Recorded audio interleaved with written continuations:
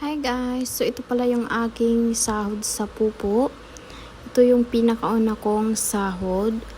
514 lang to guys. May balance pa kasi ako na 100 dito. Kaya naging 678 yan. So ayan guys, ito yung galing sa Pupo. 514.62 from GCash din siya guys. So kapag nag-withdraw kayo guys, through GCash lang talaga, mas madali. Agad-agad darating siya, mga 5 or 10 minutes, ganon.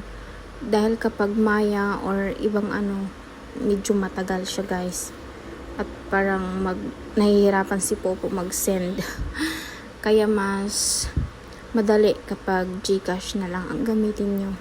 So ayan guys, i-share ko lang, legit yung